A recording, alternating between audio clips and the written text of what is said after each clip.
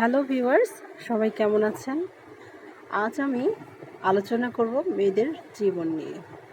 প্রতিটা মেয়েই তার বাবার রাজ্যে রাজকন্যা। বাবা মায়ের গভীর ভালোবাসায় যত্ন আদিত্যে মেয়েরা ধীরে ধীরে বড় হয়।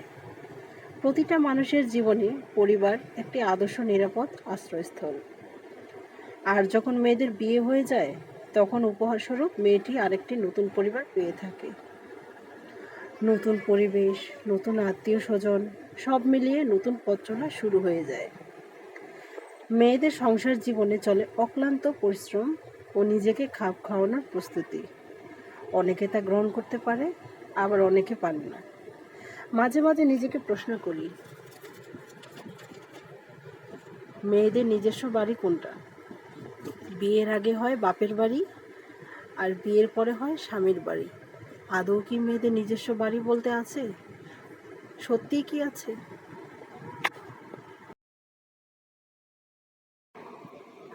সংসার জীবনে মেয়েদেরকে কত চড়াই উতরাই পার করে জীবনটাকে নতুনভাবে সাজিয়ে নিতে হয়। এই সাজিয়ে নেওয়ার, খাপ খাওয়ানোর ব্যাপারটাতে অনেক সময় মেয়েরা ক্লান্ত হয়ে পড়ে যায়, নিজেকে বিশ্রাম দেওয়ার সুযোগ খুঁজে, কিন্তু সেই বিশ্রামটুকুও তারা পায় না। কখনো অক্লান্ত পরিশ্রমের মাঝে যদি চোখগুলো ঘুমের ভিতরে আচ্ছন্ন হয়ে পড়ে, তখন শ্বশুরবাড়ির লোকেরা বলে, অলস কোথাকার, শুধু শুয়ে শুয়ে থাকে, কোনো কাজ কাম নেই, খাওয়া দাওয়া নেই, শুধু মোবাইল টিপে আর মোবাইল টিপে। কিন্তু মেয়েরা কি করে? চোখের কোণে বালিশ ভিজিয়ে রাখে। নিজের মনের দুঃখের কথা হয়তো কাউকেও বলতে পারে না, শুধু দু চোখ বেয়ে অশ্রু ঝরে, আর কোনো কিছুই না। সংসার জীবনে মেয়েদেরকে সাফল্য, উদ্যোক্তা ও আগ্রহী হতে হয়। জীবনে সাফল্য থাকলে একদিন অবশ্যই সুখ শান্তি সবই ফিরে আসবে।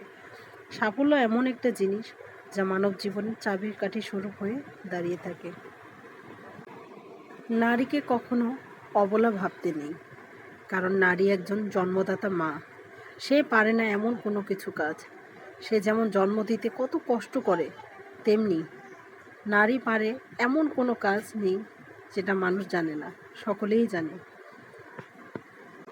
মাঝে মাঝে মনে হয় শিশুকালটাই হয়তো আমাদের জীবনে বেস্ট, কারণ শিশু বয়সে যে আমরা দুষ্টুমি করতাম, সেটা হয়তো দুষ্টুমির ছলে বাপের বাড়িতেই মানাতো।